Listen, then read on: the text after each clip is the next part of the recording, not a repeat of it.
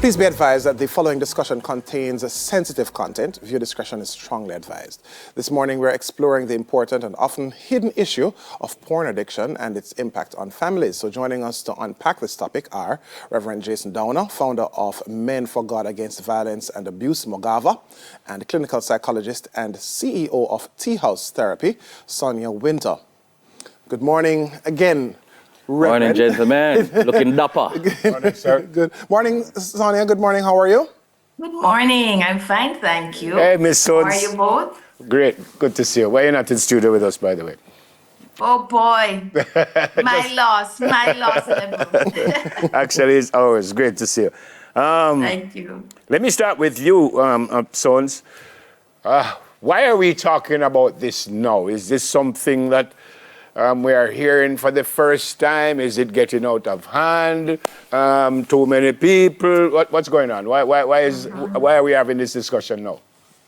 Well, I think there's good news and bad news. The good news is that more people are getting help to deal with this behavior, because it's a compulsive behavior which really consumes a lot of people's focus, time, energy, sometimes money, and has a lot of negative repercussions for the individual and their families, you know.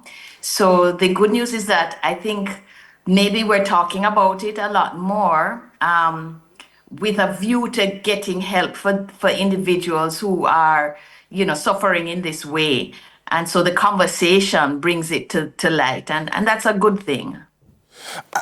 I noticed, and I'm happy that you mentioned individuals and not picking out a particular gender, but in your practice, in your research, are you finding that there is is there a trend where gender is concerned? Is it disproportionate male versus female?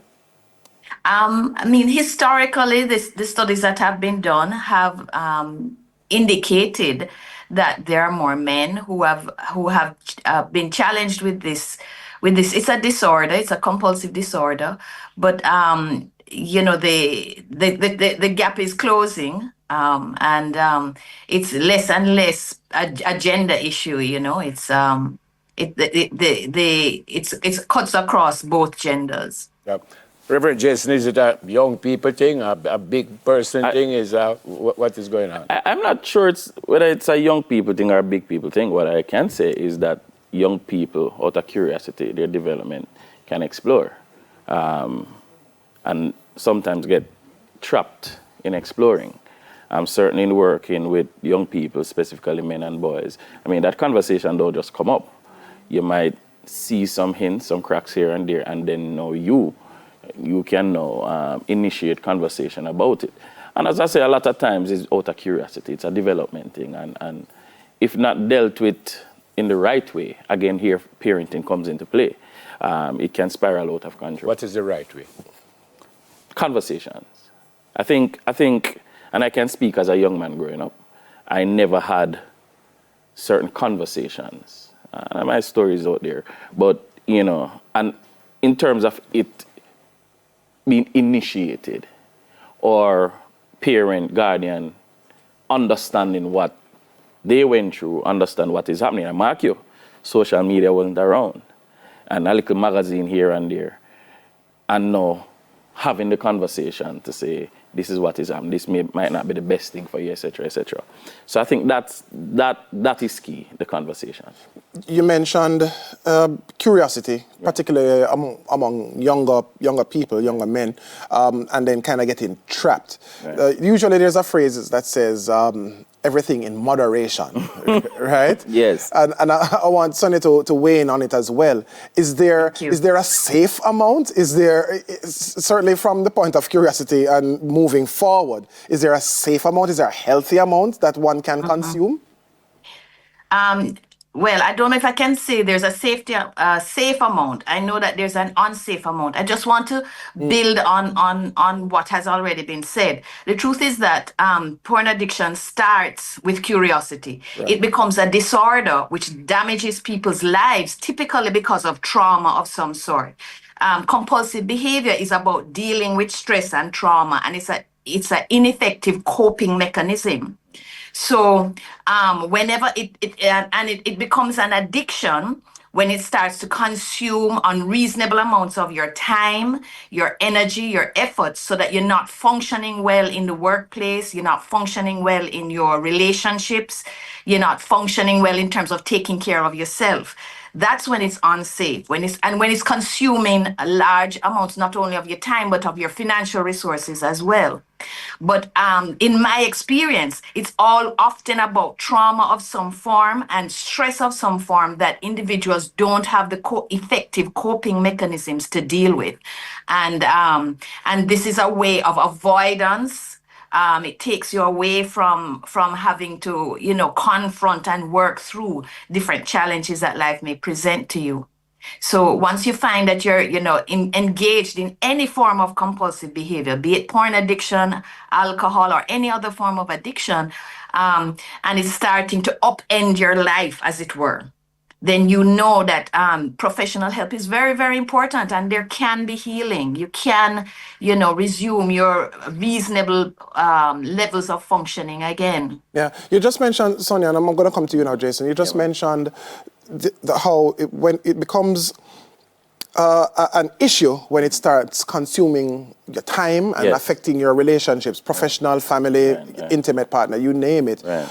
How are you seeing it, Jason, when you speak with young men, boys, whoever, that it's a problem? How does it manifest itself in a real way? Well, certainly, there are men who, when you go deep and finally have the conversation with them, they'll mention that their wife sometimes complains, or their girlfriend or their partner complains, because you find that it's almost as though, one, the porn replaces them in terms of that level of intimacy, or because porn is so hijacked and what's the word should I use? It's put into a fantasy. A fantasy. So what you find is that once addicted, it's almost as though you want that fantasy to repeat itself. You want to replicate that in real life. In real life. And oftentimes, the partner will feel as though they can't live up. A self-esteem thing come into play, among other things. But again, outside of men recognizing that they have a problem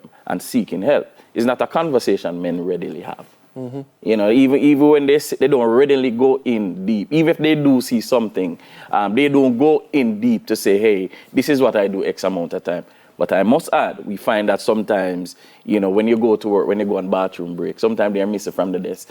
It does these things. When you should be spending time with family, you might be locked away looking at some explicit material, especially if children are in the home. You're not going to do it around them, clearly. And some people might say, but I do it in private. Well, the privacy becomes an issue because it affects your relationship. Because of the time away from those who matter and things that matter. And suspicion will be aroused. I mean, when you go in the bathroom to have a shower and you find that the person is there for an extended period of time, you go into the bathroom, but you must take your phone with you. Yeah. And then your partner would know you and then see this type of behavior, It's really dangerous, and it really affects relationship overall. Yeah. Mrs. Winter, outside of coming to you as a professional, as a parent, if I found out that something was going on with my child, what do I do? I think open conversations, as was said by Jason, is very important.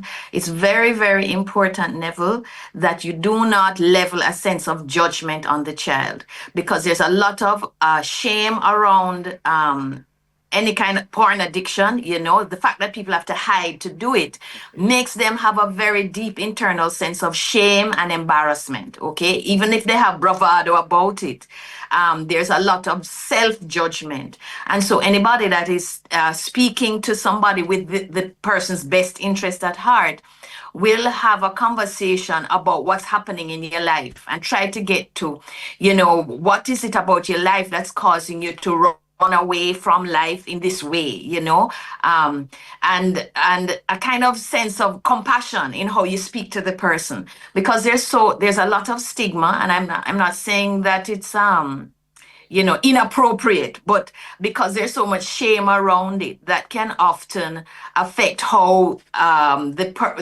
it's what affects the willingness of people to talk, men and women, to talk about it. and also that shame and embarrassment can affect how they are approached by people who love and care about them. So trying to keep the judgment out of it in terms of the language that you use, in terms of, your body language, and more a sense of, I'm here to support you. I'm noticing that this is really capturing your time and your energy and affecting you in a very detrimental way. Can you talk to me about it? In addition to talking about it, maybe Jason can give us some other practical tips. Thank you so much for that, Mrs. Winter. But so approach it from a non-judgmental approach is always important. Right. Practical solutions, because the truth is, these electronic devices, which are the main means through which people have access to it, are always there. Yeah. What's the next step, especially for parent to child? Parenting in the digital world is a very difficult thing. And so I think you have to now limit the use, of the consumption of using the device. And to put on certain apps to prevent your child from going on certain things. And what I find also, you can link your child's device in terms of the content to your email.